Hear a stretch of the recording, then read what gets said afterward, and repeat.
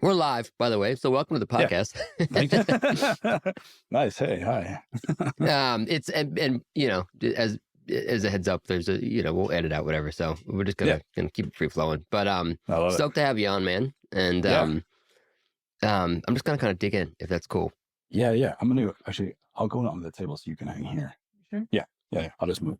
I'm gonna move locations. Yeah, do your thing. You can follow me through my home. Give you a tour. There So we go. there's my wife over there working away. Hello.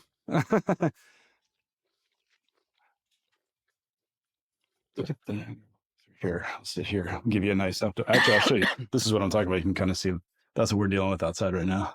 Oh yeah, gee, Yeah. Is that ice? No, that's snow. And it's like some of the stuff on the deck is like kind of iced over, but it's like, Yeah, yeah, that's the dogs brutal. love it. I'll tell you that. Oh yeah, They've yeah. been My like my playing around nonstop. my dog is obsessed with the snow. Oh, they love it. Yeah. They're like, they roll in it, they lay in it, they eat it. I mean, I would be psyched if I were a dog. He's like, oh, all of a sudden you can start I know. eating Look at all around. this It's water. I awesome. can have whatever I want. We've What kind of dog do you have? got three. The one that's right here hanging out with me. This is Ellie. So she's Ellie? she's an Australian Kelpie. And then we have a blue heeler. And then we have Issa, who is a shepherd husky. She's Oh, our awesome. she's our little one. So Wait, so you have, and how many kids do you have? three. Jeez, you Yeah. Well, one three is kids and much three. one is much older, and then two are the 12 and 15. That's nuts, man. That's nuts. Good for you.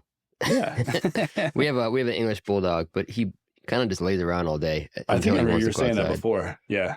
Yeah, so it's it's like a little baby. Yeah, they are. Yeah, they are. They totally are. Well, anyways, let's dig in, man. Yeah. Stoked to have you on. The first thing I was actually really curious about, I don't remember if we actually talked about it, but obviously you worked at a bunch of awesome spots in New Mhm. York, per se, and Cafe Blue and Teresi, and I think you also worked in Chicago, like Trio. Is Yep. that right? Trio, Yeah. correct. And what brought you back to New Hampshire? Because you are born and raised in New Hampshire, right? And then you left. And why'd you come back? Oh, it's such an easy question.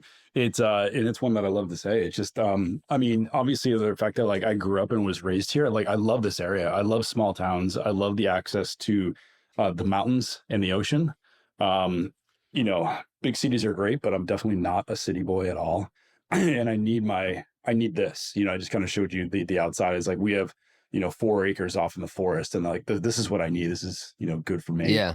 And that's honestly why it was like I like the way that the sort of small town New England is. It's a super great feel for me. And yeah, I mean, I need to be near the ocean and the mountains, like to be able to Yeah, I get to them feel you, pretty man. quickly. I mean, I lived in Nantucket for a while, and I Yeah. lived in Rhode Island, but I know nothing about New Hampshire. What I imagine there's probably a large cohort of people in America that don't. What should we know about New Hampshire? Yeah. And maybe because there's so many things, just like what should we know about New Hampshire as it relates to the culinary landscape, and then just like Sure. nature, because it sounds like Yeah. it's pretty Well, pristine. we'll start off with nature because that's more prolific than the culinary scene is at the moment. And I mean, we're known for the White Mountains, and Mount Washington is the highest peak in elevation this side of the Mississippi. We've got tiny little coastline. It's like roughly, if you stretch it out, it's like 13 and a half miles or something like that. It's tiny. Oh wow. But it's beautiful. Some sort of like combination of rocky and soft sand beaches out there, but a lot of pine forest, a lot of birch coming up this way, decent amount of maple. That's kind of what our area looks like. I mean, we're situated in a very dense pine forest here. Culinarily, we're working on it. Where the landscape is really growing. It's very focused on the seacoast for many years. That Portsmouth has been kind of known as like the epicenter of restaurants. I use the word great restaurants here and there, but they have a lot of restaurants. So that's very dense. Population of Portsmouth is maybe like 34,000 people, very transient population because they have a high tourist population that comes through in the summertime, whereas Dover, which is where stages and the living room are located, has very little tourism whatsoever. So we kind of stay right around that 33,000 mark pretty much year round. So we don't see an influx of people in the summertime, which is actually kind of nice. Nor do we see it, it sort of change and go during the winter time. But as far as like, again, like a concentration of restaurants that we are, highly pushed in this area. There's an average um, variety of restaurants. A lot of restaurants fall into the category of like new American, whatever that exactly that means. And then you kind of have a couple of stragglers that pop out in kind of like the Italian side or some version of an Asian restaurant or something like that. That's kind of what we do here. Is there a lot of breweries at home? What are like people that have lived in New Hampshire for many generations? What are they cooking at home? Like what are like the staples? I mean, anything honestly, particular? like, not necessarily. I mean, a pretty fair amount of people up here hunt, so that they'll probably have that, like deer meat or whatnot, quite a bit. But other than that, I mean, it's there isn't anything that necessarily, like to me at least, that stands out. Yeah. There's stuff that you'll see commercially. Everybody knows about like clam chowder and lobster rolls and things like that. But people really aren't making that kind of stuff at home. It's mostly just for sure. And in terms of the the things that are available around there, I mean, I see on your menu things like matsutake, and I imagine there's obviously mushrooms, but like, are you getting matsutakis up there? Are there like what type of products are like native to there? I think, so here's a good way to start describing that, is that one of the biggest things that we actually lack is citrus. Past that, we have a lot of stuff up here.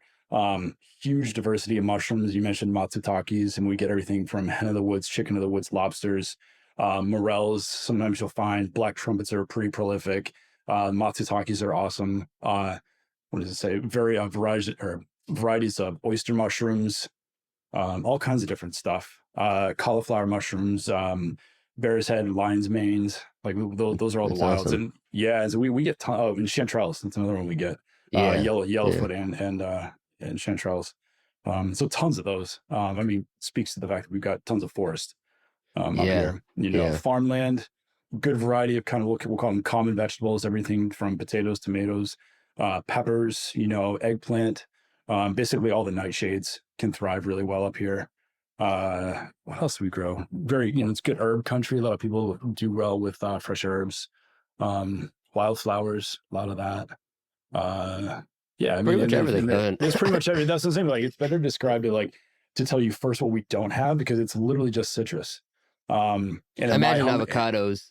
And avocados, for sure, But we get great fruits. I mean, we're known for our apples, Yeah, that's cool. Yeah, I lived in New York City for 20 some odd years with my wife, and I moved up to kind of live in the woods in northern Westchester, and I had no idea I mean, just in our backyard we have ramps, morels, chicken of the woods, chanterelles. It's crazy. It's amazing. And then you walk down the down the block, and there's just so many types of mushrooms. Like, I can't believe that these are all around here. It's so great. Ramps are awesome, man. We find those, that tiny little window in the springtime that we're able to actually find. We have a space not too far from where I live. It's all like 10 minutes from where I live. And it's a highly coveted space because they're not normally seen right around where we are. It's more sort of towards like the western side of the Appalachians. I mean, you're talking, like where you are and everything. It's like they kind of more go out in that direction than where exactly where we are.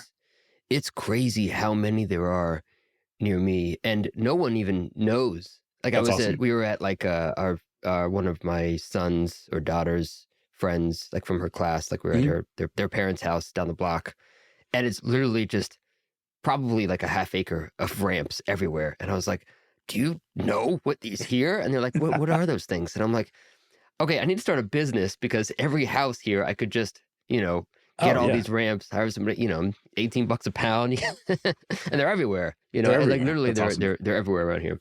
So anyways, you see, you have stages in the living room up in New Hampshire, and I want to stages. Sorry. I keep saying stages in my head because we're going to talk about stages.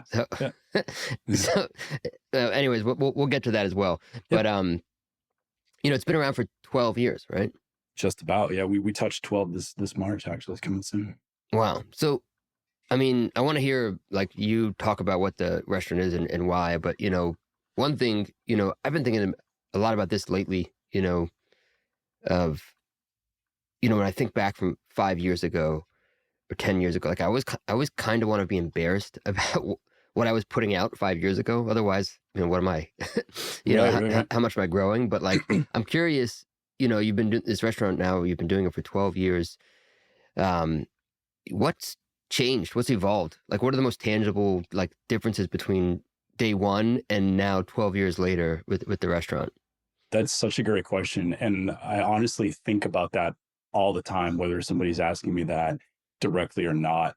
And for me, a huge thing that has changed is we'll call it culinary maturity. Um, is a big thing. I think that I've learned to really simplify and yet um, bring in a more precision into the flavor. um, I think is a good thing. I definitely think my food has definitely it's matured a lot. I think when we started, it was very influenced by all my experiences that, my career up until that point. And I think in a lot of times, like when you open your own restaurant, like you do see that to a fair amount. It's some version of a reproduction of stuff that you've done, in another restaurant. Like I've worked at, restaurants X, Y, and Z. And so that I'm taking all those techniques and ideas and I'm putting my version of that Yeah, on the plate. And then, flash forward over a handful of years that you really learn to kind of grow out of that. And there's nothing wrong with that. I mean, I'm not trying to say that at all. It's just that you've got to start somewhere, when it's finally your choice and your decision that it takes time to move out of the influence of other people's choices and into your own, and to the point where you can actually put forth something that's on the plate to say like that I completely created this all the way through. I mean, obviously you learn techniques and things like that throughout your career, but to be able to put forth a flavor combination that you came up with is where we've gotten. That's over the course of almost 12 years that's where we've gotten to. And we've definitely moved in a more, we'll say, like Scandinavian Japanese flavor profile, and not necessarily in terms of choice of I want to be that. It was simply a very simple case of just looking at a map and seeing where geographically we were, and what other worlds or what other areas in the world had similar sort of agriculture and aquaculture um, things going on, and those just happen to be those regions. And so for us to kind of assimilate with those cultures and food styles just made a lot of sense. yeah. I imagine when you first opened, it's a lot of just taking all the things you've learned over the years and then just putting dishes out based on that. And then over Yeah, time, you start to, um, embrace the land that you're living in, living on, and the products more, because it's hard, to take something that you haven't cooked with much before and right. apply that to something new right away and give it to your guests. Yeah, Um, are I think the there? one. Go Go ahead. No, go ahead. I'll just say I think that to add another huge change. I remember, this is coming out of like the per se mentality of like there's 1,000 purveyors, for different things. And when we first opened, and even the first handful of years, I was very much stuck in the mindset of like I get my onions from this guy, and my carrots from this guy, and my celery from here, and this comes from that guy. And I very quickly realized is like that's the dumbest freaking thing I've ever done in my life. Like that's I don't know any of these people. I know none of this stuff. And I'm literally just doing this for the bragging sake of like, look at how many purveyors I've got. And Yeah. look how much I can do. Look how cool I am, and and so I hone that into a very small group of people. Is the best way to say that. So it was just one farm we do vegetables from, another farm we do dairy, eggs, and some vegetables. There's a farm like 45 minutes from us that we are on a breeding program with. So they raise our land animals for us. And so those are the things that have taken years and years to get to that situation, to that level of relationship with different farms. And even now, starting this spring, I just had a great conversation with a tuna fisherman. And so coming this spring, he will take us out on his boat, and we can he's going to show us how he catches tuna, and we'll start fishing for different things with him. And My wife and I both have diving certifications. We can actually take a big long step off the back of his boat and pull seaweed and do, look for other things that are just slightly below the ocean surface. Um, so there's that. We're working with an oyster farm, which my wife also works on. And so that they're harvesting oysters for us. Like we're walking out into the water and picking our oysters, which is awesome. So again, these are the huge things that have evolved into the point where we are that connected with the food that we're bringing into the kitchen. Also, just sounds like a lot of fun. It is a ton of fun. Absolutely. A buddy of mine has an oyster farm in Eastern Shore, Virginia. There's Sewansicott oysters, and we go down and visit him. We've been friends for, I don't know, 20 some odd years. No, more than that, 35 years, I think. And it's so much fun, like going into the bay and like pulling these oysters out and just right in the boat, right just there, pop it a couple in your mouth. Yeah. Well, can you just for anyone that doesn't know, just talk a little bit about stages and the living room, and what's the concept? Just maybe explain at a 50,000 foot level, like what you're doing. Yeah, so we'll start with we will start with the living room. So the living room is our cocktail lounge that you walk through to get to stages.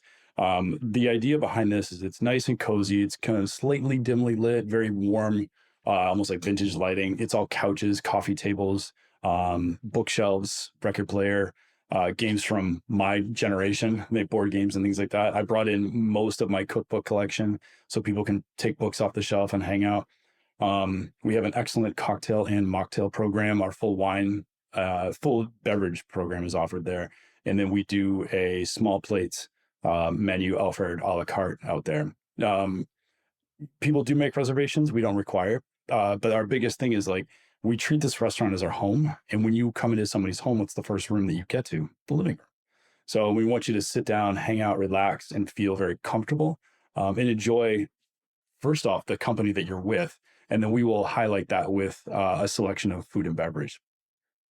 Walking through the living room, you get to stages, which is the 6-seat, we'll call it the kitchen table or chef's counter that's actually in the kitchen back there. So you can see everything that's going on. I mean, we literally are plating, 3 feet from you. So you get to see all parts of everything going on, the creation, the cooking, the plating, all the fire calls for any food going out to the living room. So you get a very behind the scenes look of not just how your food is put together, but how like a kitchen in a restaurant runs, which is pretty cool. That's awesome. Yeah, I mean, I saw a picture of the living room. It just, I always tell my wife, like, the best experience I could think of would be like either I end a meal or before I start a meal is I can sit on a couch and have a cocktail. Yeah. Like sitting in the chair, in like in a hard chair, is, I mean, it's fine when you go to a cocktail bar, but like having like a couch and a table and just leaning back, like there's nothing better than that. So what a great way to to start the meal. We when our guests have reservations for stages, that we actually, when they arrive, we seat them in the living room. We say crush them with snacks, but like we do this almost overwhelming spread of like little hand bites and small snacks and tiny little plates of things, and we just cover their table with cool flavors, and it's a great opening flavor wise for them, so they can kind of see what they're getting into. But then it's just to let them get situated and make them feel comfortable, and then just kind of relax and hang out in the living room before we bring them into the kitchen, and then they continue the tasting menu in there. It's awesome. It's awesome. Well, I want to spend a lot of time talking about like your process of working with the team. But maybe to tee it up, we can talk a little bit about your new program with staging. And I think what, the idea of staging, I think, has sort of, changed a lot over the last decade. I mean, it's been around since probably the 1800s, right? Like apprenticing in restaurants, because there was no other way to do it. But maybe, I would love for you to, because you're so deep in it, talk a little bit about just staging in general, so everybody, is aware. I think most people probably know. And then just talk about your program a bit. Yeah. So I guess going into the history of this, whether it's considered a stage or an apprenticeship or anything, is that you as a cook or an aspiring cook um, are basically donating your time to learn at a restaurant for an unspecified amount of time. Some restaurants have obviously it's set up for a duration, 1 week, 1 month, 3 months, 6 months, whatever it may be. But the idea is that you're going in there unpaid and are going to do, and I think a lot of people expect this, almost the most tedious, marginally meaningless, tasks, and then asked to stand to the side during service and to watch. Whereas their core team has everything so dialed in that bringing in, you know, kind of an unknown set of hands into the mix can rock the boat a little bit. So usually you just get to watch, and a lot of people romanticize that and saying like, oh, it's cool, so cool. It's like I really get to watch. I get to see how this kitchen is, and I get to watch how this Michelin star kitchen is, and I get to, do that. But yeah, you're just watching, which awesome, really cool. But what I'm offering is slightly different. So I am asking for 5 days of the chef's time, and they are 100% integrated into our team. They will be given prep lists. They'll be working with myself, my sous chef, going through all of prep, getting ready for service. They will be in every single piece of service, serving our guests, talking with our guests. And then with an underlying idea is that they themselves are going to create, with my guidance, 3 dishes of their own, which would be of the level that we would present at stages anyways. And that they will sit down and present them to a sort of a closed group of 12 guests sat in the living room. And they'll have the opportunity per dish to really talk through their process of how they got to that point, a little bit about themselves, but more so how they got to that combination of flavors, why they created this dish, what their idea, when they would serve this throughout a menu, and how the whole thing works. And then they get immediate feedback and reaction from our guests. And it's a very open, honest conversation, which is awesome, because not in hardly ever in a restaurant setting do you get open and honest feedback from a guest right then. So often it's like they wait until they get home and have had another glass of wine and they get on Yelp, and then they tell you what they really thought about your restaurant. So this is a great opportunity for these people to, these chefs, whatnot, to sit down with our guests and really chat through a process. And my hope is that both guest and chef will learn more about themselves as a cook or a diner, but then also how to improve their process and their cooking and their technique. And therefore, it's also like a pay it forward thing. So that they take everything that they've learned while with us at stages, and then they can bring that back to their own establishments. And hopefully that starts affecting, bigger picture, it starts affecting the industry as a whole. Smarter decisions are made. Food in the industry, hopefully as a whole, gets, the levels up a little more. It's just, I'm really hoping to help build and influence the industry from within. Like I really want to work with the younger generation of people and give them guidance so that when it's their turn to make choices as a chef, they have more of a foundation for it. Yeah. Yeah. I love that. I'm really curious, like who is this person who's a typical person that would do this stage? Because it sounds like it probably isn't someone who's like incredibly green, right? Because if you're, creating a dish and talking about why you might need some, some semblance of experience, but like what's the vetting process, and who's like the ideal like persona of who's doing the stage? That's such a great question. And it really is like, I really wish that I could take everybody and anybody, because everybody who has applied like deserves this opportunity for sure. But as you said, somebody who's like super green, it would definitely help that they've had more dish creation experience or just more overall cooking experience. It expands their level of technique and flavor building. So I will say the best candidate was kind of like the middle of the road, and that's got a huge window within it. Somebody who has some experience, but hasn't been like, the head chef or executive chef for, 10, 12 years. Yeah. That person, Yeah, that's what I figured. It's interesting too, because like there's, and I think you and I might have talked about this when we first started chatting was like I feel like there's knowledge is now much more of a commodity than it ever was because of, the internet and things like that.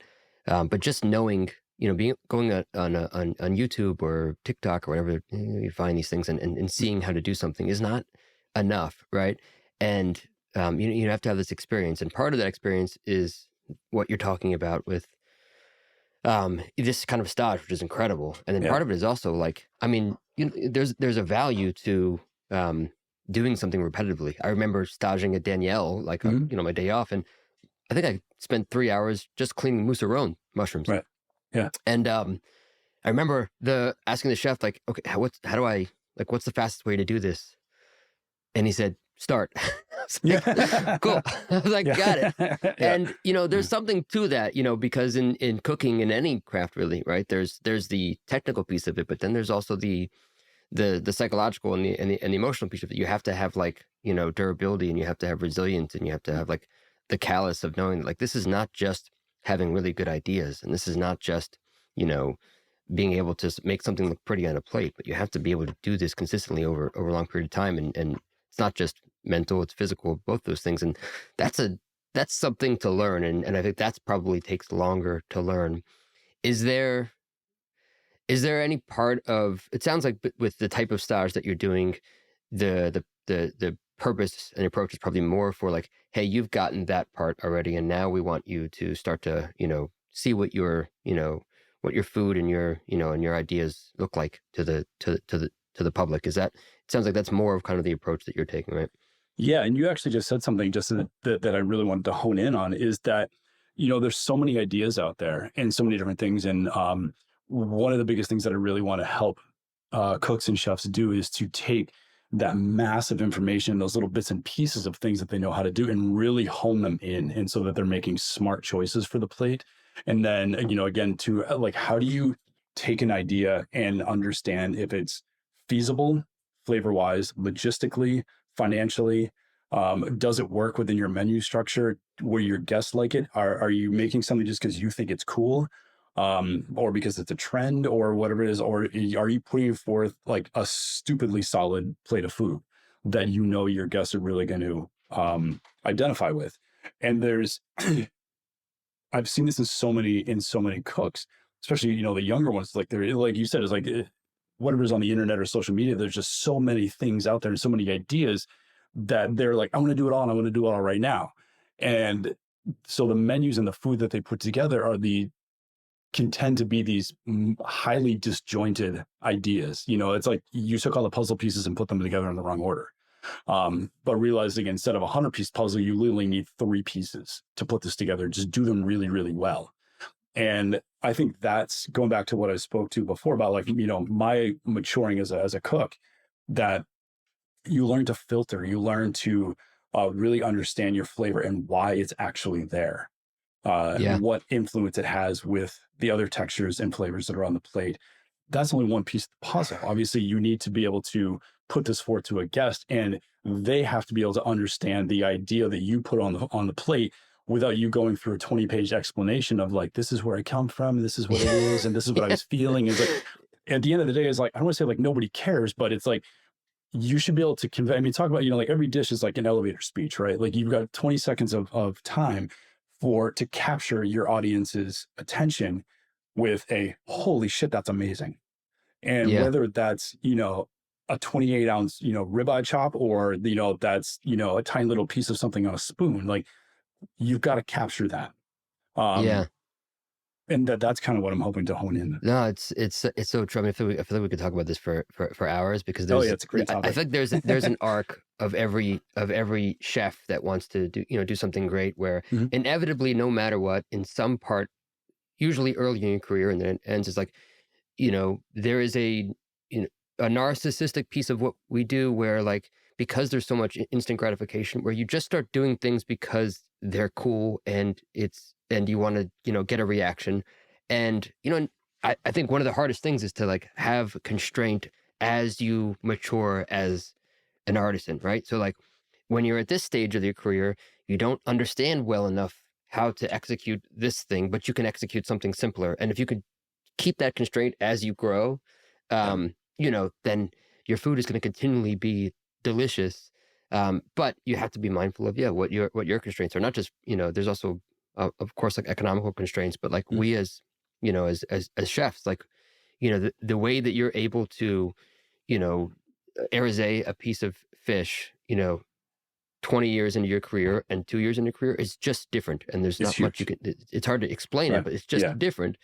And that constraint is like is so important, and I feel like it does often get lost. It really is. But, I think there's a huge thing. You can, again, you keep alluding to this, which is awesome, which is why it's such a great conversation, where it's like, as you're learning, you're trying to run as fast as you go, and your feet are moving so fast. And as you progress through your career, you realize that you can make longer strides with less effort. That you really simplify what you're doing, and you go from looking like trying to come up with an animal reference here, where it's just you've got legs going everywhere, feet going everywhere, and you're trying to run in every different direction, down to the point where you're just this graceful animal kind of just gently moving across the plains. And that the elder is moving very efficiently, seamlessly, effortlessly, efficiently, but still getting to the end result and producing much better. It's probably the worst analogy in the world, but it reminds me of I was at this. I had a meal in Brooklyn. This was years ago, and I don't remember the name of the restaurant. I'm glad I don't, because it was one of those sort of when Scandinavian food was getting really big, and they were being very avant-garde with the food, and there was like a sous vide flat iron steak with like some sort of caramelized leek and everything. The idea was great. Right. And they sous vide it perfectly, actually. But then they cut it with the grain. It was like so chewy.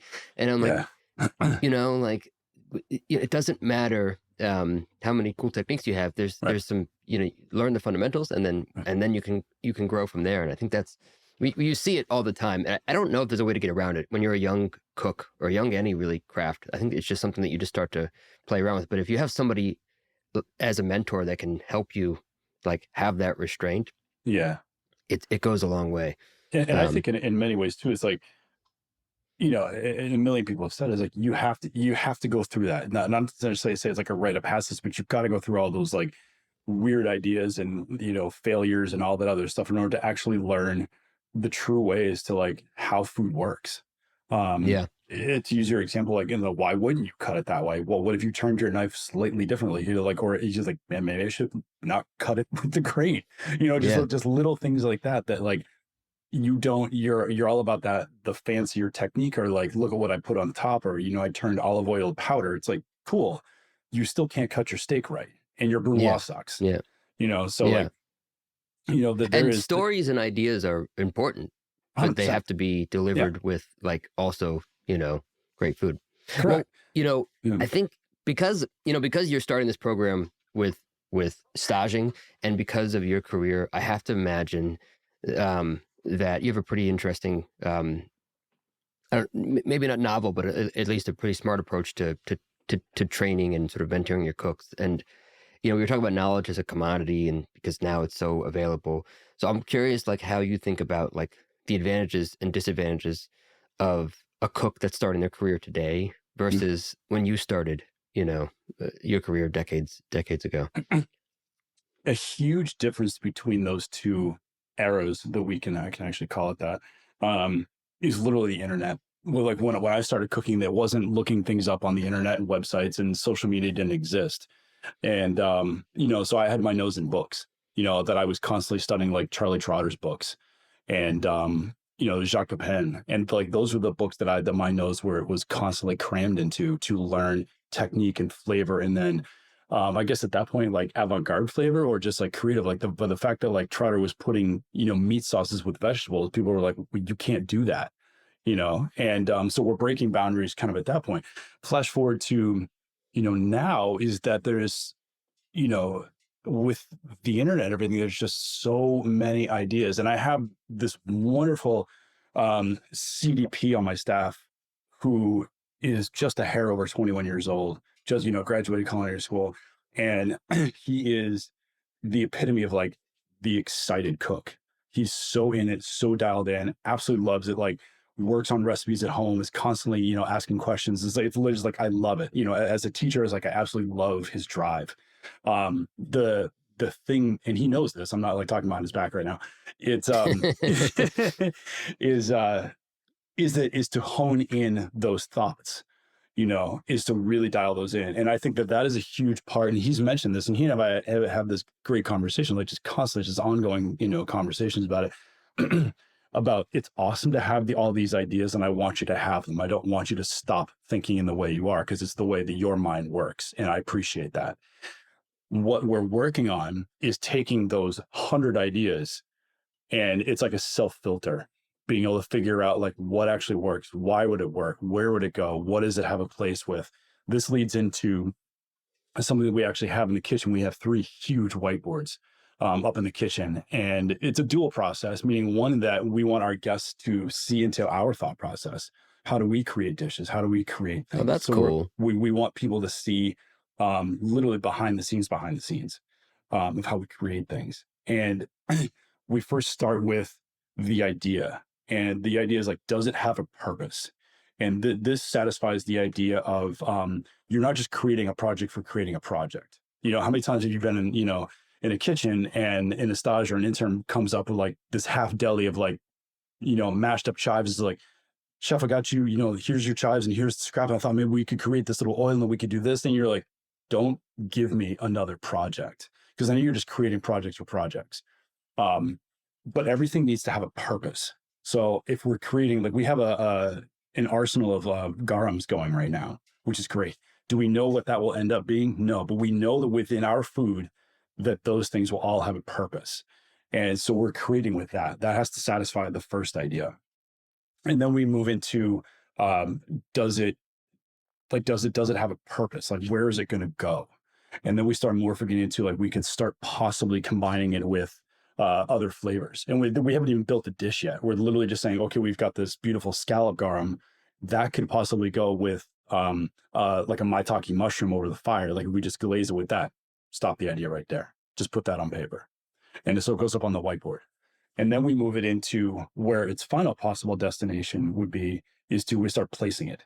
Meaning then we start really bringing the dish together. And that's pulling these little flavor pieces of which we've created, 2 thought processes ago.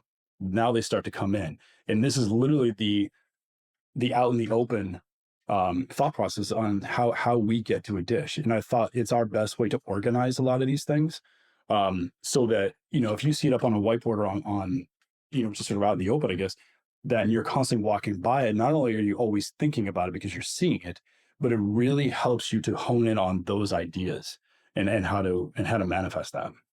I love that. It's great too, because it's sort of a microcosm of what is so important with just starting any business as well. Mm-hmm. And this is just sort of a second order of that, is just making sure you know why you're doing it, because mm-hmm. it's so easy to get lost and start adding all kinds of other things and layering on top and getting overcomplicated because you forgot why you're actually doing the thing. Right. So it's so smart. Yeah, you get so far off the actual mark that you're like, I don't even know what I was doing in the first place. Yeah. Well, speaking of like that cook and any cook, I'm curious. Like I have this like, my team probably it gets annoyed because I say it so often, but I have this philosophy that every mistake that happens in a business it's my fault, right? As the the owner, and then that trickles down, right? Because there's only 4 things that could have gone wrong. Either I hired the wrong person for the wrong role, I didn't train them well, I didn't manage them the way they need to be managed, or I didn't inspire them the right way. And anytime something goes wrong, it tends to be one of those things. I've almost never, like, there's very few like just bad apples in the entire world. Yeah. But I'm curious, like, how you think about hiring a team. Granted, I know it's just hard to hire and find people, but like the right experience versus someone that you are so clear that you could nurture this person and train them the right way, and how much of that is on you versus on them being able to absorb it. Sure. No, that's such a great question. It's and literally that responsibility falls in all those categories. that it starts with me, that when we make it known that we're hiring for a certain position, at that point before even having a conversation with an incoming cook or chef, that I kind of already know what I need as a person and as a talent level in that role. And there's a flex within that, because I know that obviously that I can, teach up to what I need to be accomplished. But even with that, it's like that cook now, pardon me, needs to come to the table with, I guess they already need to come to the table with, I guess, a certain experience level so that they can comprehend what it is that I need them to do. They need to have like at least a sense of the bigger picture, not just like, I'm a great cook, please give me a chance. That person right there, the I'm a great cook, please give me a chance, is one of the last people that I would hire. I really look for people who want to grow, want to learn, have good worldly experience, or at least have their mind on that. They understand that there's a bigger picture, that there's more than just their station, involved in the operation. They understand, at least for me specifically, that we're a tiny little team. So that the way that the person that I'm looking for has to fit, like really has to fit.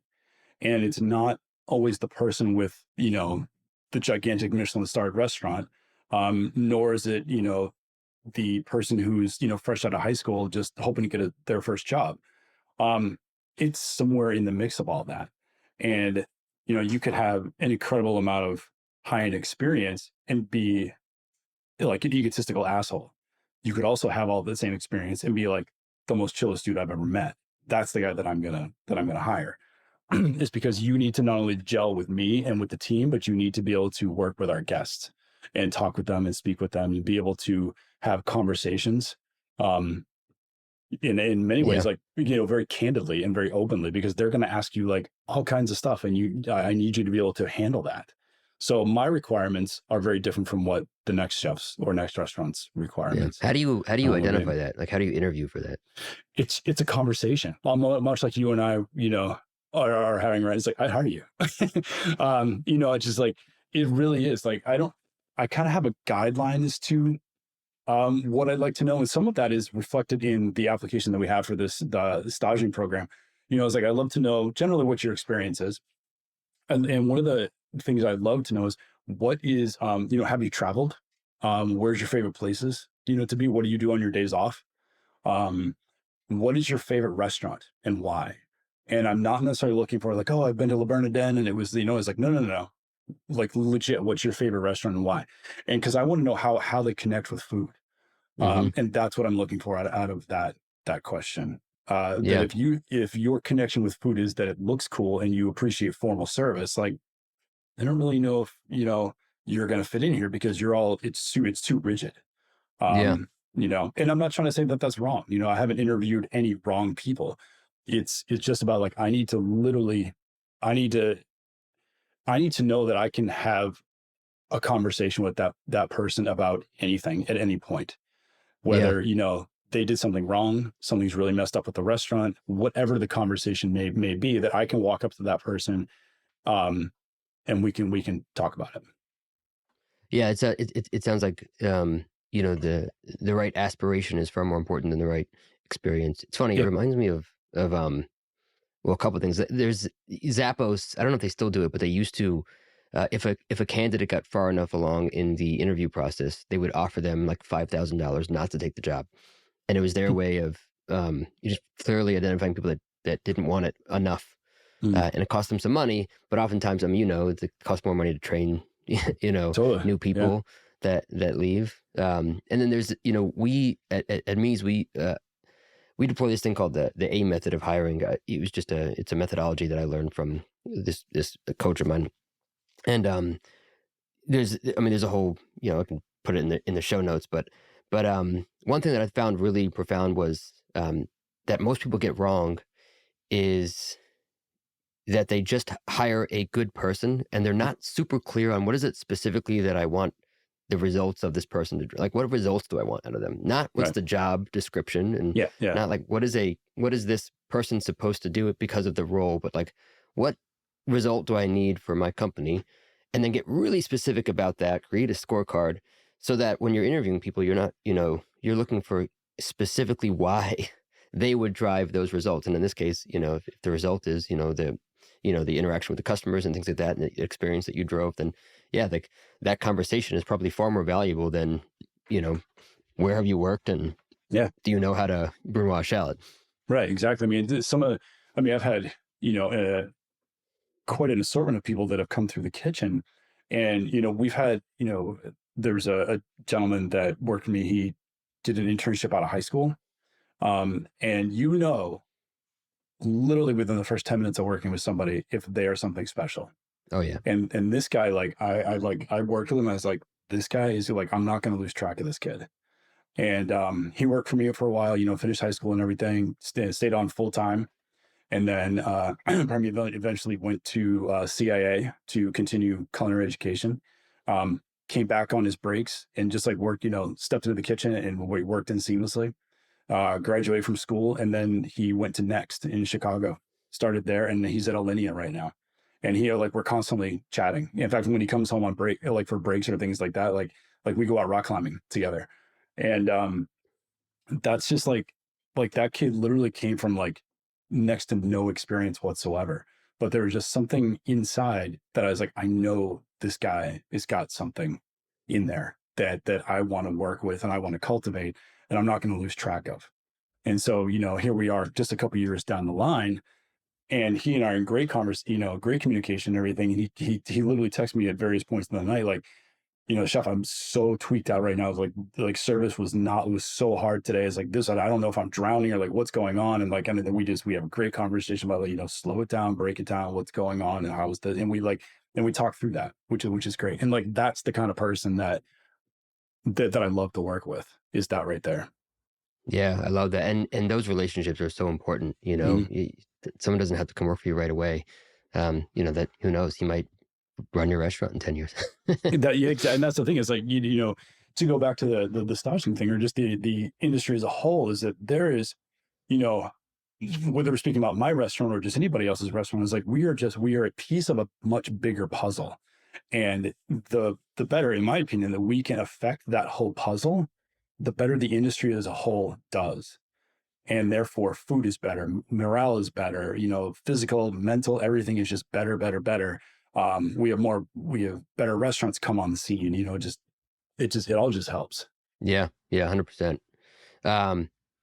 Cool, man. So you said something the last time we spoke that I really want to sort of double click on, because I think about it so much, just in terms of how to get the team to execute. And when you were at Per Se, you said something along the lines of like, they've mechanized so many of the dishes, so the cooks don't really learn. They just kind of like follow paint by numbers kind of thing. Right. And, I think about this a lot because consistency is one of the most important things in any like restaurant, right? So if guests want to know, like, they're gonna get the same thing when they come back. So you have to, like, how do you balance providing like autonomy of thought in the execution of the food with your team, with also creating the right systems so that things are always consistent for the guest? You know what I mean? Yep, absolutely. So first and foremost, is we have a recipe book. Everything is, we reverse weigh everything down to grams so that we know exactly. So when we create something, because obviously when you create a new idea, new dish, new flavor, whatever it is, like, you have no idea how many grams of this or how many grams of that it's going to take. So we cook initially in a very free flowing method, but yet reverse weigh everything. So when we get to that end result, we knew that it took 317, grams of dashi. It took, 2.5 grams of this. And so that we have that measurement all dialed in. When we get to that very fluidly thought dish. And from there, so now we've created this recipe, we make it again. And so every time we weigh it out, you're obviously tasting everything all the way through the entire way, all the way down to like before it hits the plate. And then there's this, and we literally have conversations all the way through service, like continuously throughout service. Everybody's tasting sauces, and I'm always very adamant about that. It's like, just because a sauce or a component or a vegetable, whatever, comes off my station, everybody tastes it all the time. So that way, all of us, all the palates in the kitchen are on the same page constantly, so that we know exactly flavor wise what we're looking. Recipes are awesome as guidelines. flavor memories and taste memories are huge because an ingredient changes throughout the year. When you work with, constantly changing, obviously, an environment, but a carrot today is not a carrot tomorrow, is not a carrot next week. So that has to be taken into effect of like, if you're looking for a desired sweetness, say we're making like a carrot molasses, right? So the sugar content of a carrot picked at one part of the year is not the same as the sugar content picked at a different part of the year. So our recipe, therefore, not to say is null and void, but it has to be able to flex within that because we understand that, okay, we need to add some kind of a sugar here. Do we have a beet sugar that we could add to that? Like whatever it may be, like we have to constantly be so dialed in to those things. And that's how we create those consistencies within it. So it really is, to answer the question, is like, it's a combination of both, and it has to be for us. Yeah, it really does. And unless you, it's such a sticky but interesting conversation because, at scale, that just doesn't happen, right? You have a restaurant with 150 locations. Mm-hmm. Of course, an Idaho potato in September is very different from an Idaho potato in in July. No matter where you're buying them from, and the same thing goes for the bricks level of a pear and things like that. You have to have a base. Like, anybody that says like we don't use recipes, I'm like, I'm sorry, dude, you're like, good luck. You have to sort of base, if you don't have like some sort of semblance of like, yes, this nuoc cham is 20 grams of garlic and 20 grams of shallot, and like you don't have anywhere to start, and so yeah, you need that. But it's so I think the thing that it's funny. I remember Cesar at Boulay saying this like many years ago. He's like, we need to start a school on just seasoning because the minute you make something, it starts to change, especially, things that are liquid that sit, right? You make a sauce, if you're keeping it warm, it's immediately changing, right? It's slowly starting to reduce a little bit. Right. And all those things are, and like, how do you re-season it? And what is it supposed to taste like? What's the viscosity supposed to be? That is such a hard thing to create process for, as opposed to just creating people that understand that. Do you feel like that takes just someone being with you long enough to know the flavor profiles and like how to, season the food the way that you're trying to achieve and the tactics that you guys use? Or is that something that people just innately know? I think I'm hoping that they would come to the table with a level of understanding of that. But then the other part is just us constantly working together to dial in what it is that we're looking for. With the understanding of whatever that element is, that this is its effect on the rest of the dish. And this is why this has this amount of salt or vinegar or whatever it may be in it. But yeah, a lot of that is, going back to what I was saying, was just, it's everybody constantly communicating and being on the same page. It's not about right or wrong. It's about constant communication and staying current with exactly what is happening. Yeah. Do you have a forum for that? Like, how do you, is that just a pre-shipped every day? Like, how do you like create that sort of, that medium for conversation with the team? It's weird because I know a lot of people will do like, pre-shift meetings and things like that. And it's like, ours just kind of happen randomly or impromptu. And it's, sometimes like the beginning of the day, like, or whatever, like if I walk into the kitchen, sometimes I have like, I have note cards everywhere. It's like, it's insane. Here are the things that I want to discuss, and, that we go through that kind of stuff. And then the rest of it is just going up to, all the way up to service when you're getting sauces, lined up and everything. So everybody's tasting all the sauces, and, it's not necessarily that. I mean, there's, discussion on like any allergies or menu adjustments or anything like that we, out of place things that we have to do, or any of that. But that conversation starts from like minute one and goes all the way through the last guest at the table. Yeah. Yeah. And when when you're thinking about sort of motivating your team, like if we asked one of your cooks today why they work at Stages or Living Room, what do you think they would say? I think the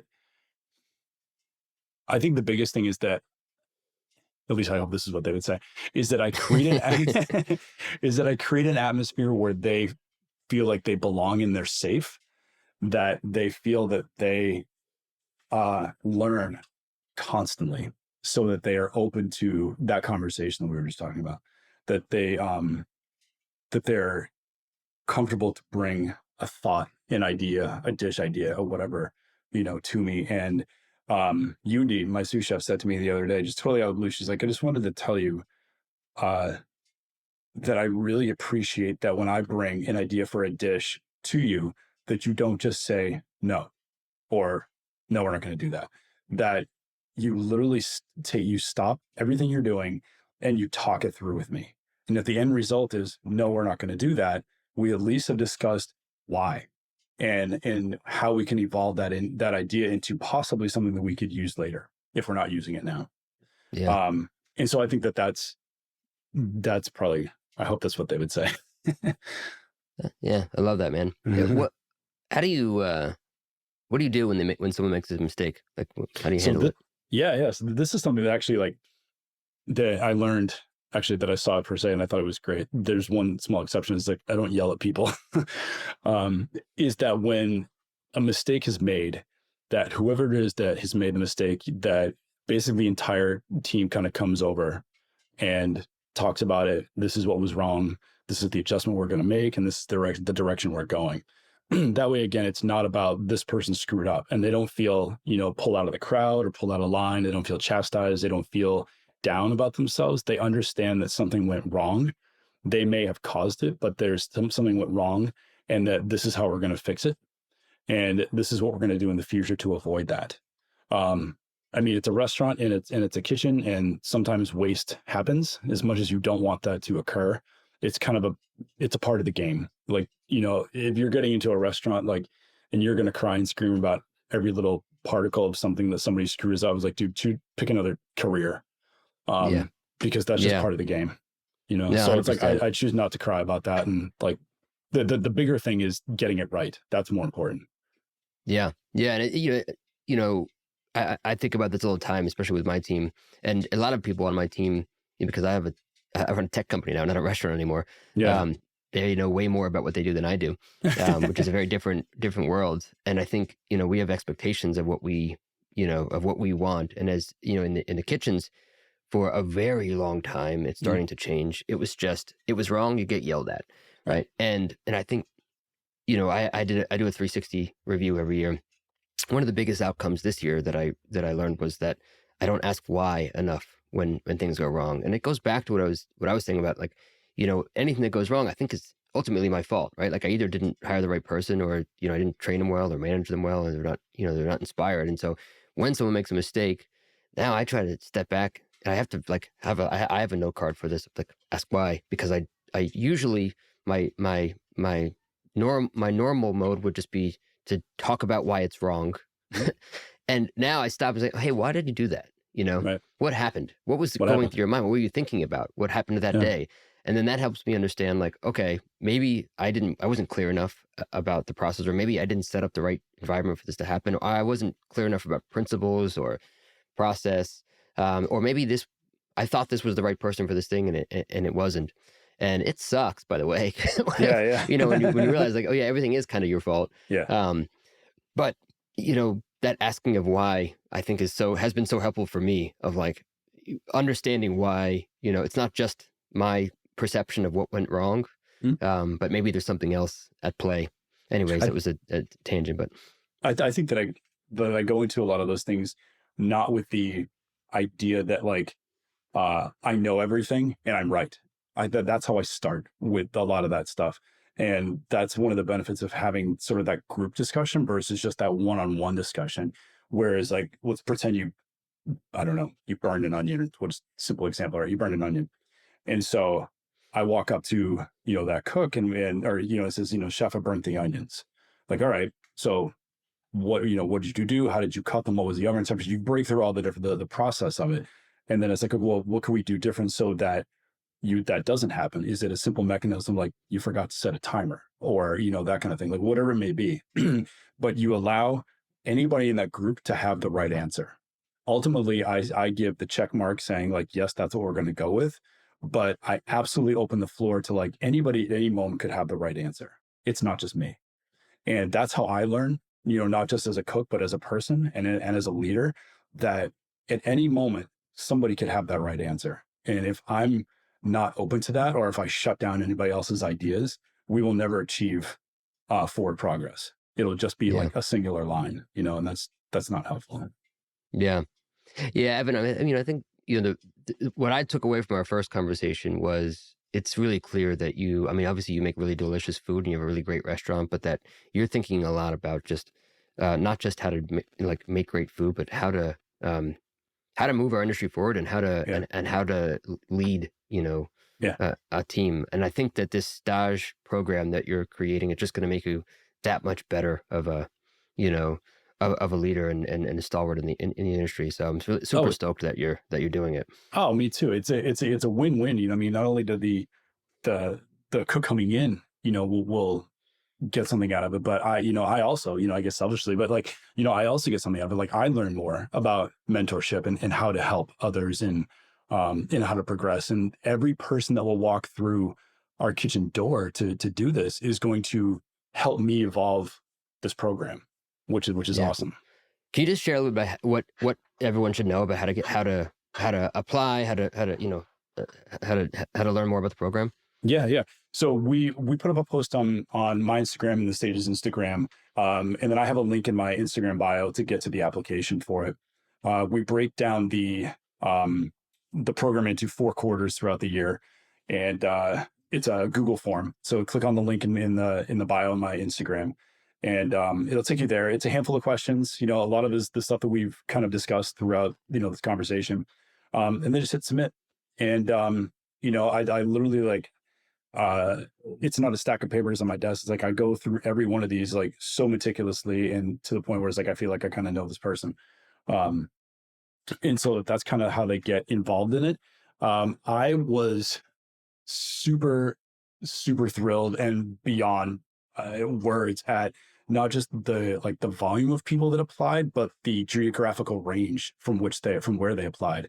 It was everybody from a few people coming from Dover or just like a surrounding town, a handful from like New York, upstate New York, handful from New Jersey, Portland, Maine, Minnesota. It's like people are applying from That's kind awesome. of, we'll say so far the east side of the country, which is awesome. And that to me, and again, like going back to when you and I had talked before, it's like that so many times that right now, the younger generation of the restaurant industry is being written off as like, there's nobody there. Who's going to take over? What's the next thing? Everybody's quitting. Everybody's leaving the kitchen. And it's like, man, I'm here to tell you that those people are out there. They absolutely are. And they want to learn and they want to move and they want to be heard. And I'm beyond psyched to be able to offer something that platform. Yeah. So maybe just at a high level, the mechanics of it. So it's 5 days. Yep. And I think they get a meal, right? They get to eat at the restaurant after. Correct. Yeah. So their first night will be, and this is going to be depending on the exact schedule that we lay out, but we will say within that time frame, they will be a guest of ours in the kitchen. They'll go through the whole thing, come in and start in the living room and then move into the kitchen. They'll experience that. They'll be part of our prep day. They'll be part of the service through the whole thing, with the ending goal that their final day will be this presentation to guests in the living room. That's awesome. And there's something, they have some sort of involvement with the... Go ahead, the other side of it is I realize... I think you're going to say this, yeah. that they will walk away with 50% of the profit of that evening. So again, it's not an unpaid thing that we very much honestly, like time. If you think about the, your typical sauce is just unpaid. This just one, unpaid. You're getting to eat at the restaurant, which most of the time you pay if that happens. Right, correct, yeah. And then also you're getting to appreciate 50% of the income from the menu. So you're actually probably making money off of this. Yeah. So it's pretty awesome. Yeah. All right, so we're gonna wrap up here. What's I don't know if you think about this, but fast forward 5-10 years from now, what stages and living room like? Where are you going to be at? It's always a hard question to answer. And I know I hate this question, by the way. I got one of these in culinary school, like the business class, and I totally ripped it to shreds. And I answered the question of why I shouldn't have to answer that. I got an A on the paper. But for me, it's continual growth. I do have my eye in, other projects in the works, and that's kind of as far as that I can publicly go with that. But for me, it's constant growth. I do truly hope that the living room and stages will always be there, and continue to evolve and change and grow as I do, and be a constant, positive training ground, yeah. for chefs and for food and whatnot. And but as a chef, it's like the ultimate goal isn't just to get to the role of chef and be like, that's it, I did it. It's like my career needs to evolve as well. So as I've achieved, being a chef, and now, the owner and the chef of the restaurant. And so it's like, my idea is like, what more can I do? Like, what are the other parts of my career that I want to grow into? And, again, like, we'll see how the staging thing, and sort of like, I love the idea of mentorship. I absolutely love it. We'll see kind of what direction that takes. And then, I do have, again, like I said, like my eye, and I've got my hands in some other projects, Yeah. that are not too far off. I don't know if you think about this, and this is not leading the witness by any means, but I think that I mean, there's some great culinary schools out there, but and then they sort of do externships, but I think the externship is actually what the school should be. And then you can, have you ever thought about stages turning into something more than a stage in some sort of school? Big time. And actually, like, not to say my problem with culinary school, but like, it's the issue of like that, we'll call it the institutional side of the education, where it's like, there's this pre-programmed format and like these checklist things you need to learn. It's just like, there's so much more out there that I think that should be taught. And it's an excellent question, because I don't exactly know what that would look like. Like, I love the idea of it. I love that the idea that it would evolve into something bigger. I just don't know what that is yet. And I think I need to let this happen for a bit to kind of give some kind of shape right now. Right now, it's kind of just floating cloud of like possibilities. And over the course of time, that will start to take shape. And as far as like, when that hits the ground, what that will look like, I'm not totally sure. But that's actually, that's awesome to hear, right? Because now you got you have a lot to explore with this program. So no, I think that's great. It's a good problem. Yeah. Well, as we wrap up, is there anything else you want to share with this audience? Not that I can think of. Again, I hope everybody can just kind of sit back and really. Sometimes it's take the puzzle apart, but put it back together a different way. Really look at the industry as a whole. Hope to look outside your own box. And as the industry is changing quickly and has changed so much in the past 5 years, how can we as a collective group really help it? You as your small little piece in the puzzle, and then how your small little piece affects everything else.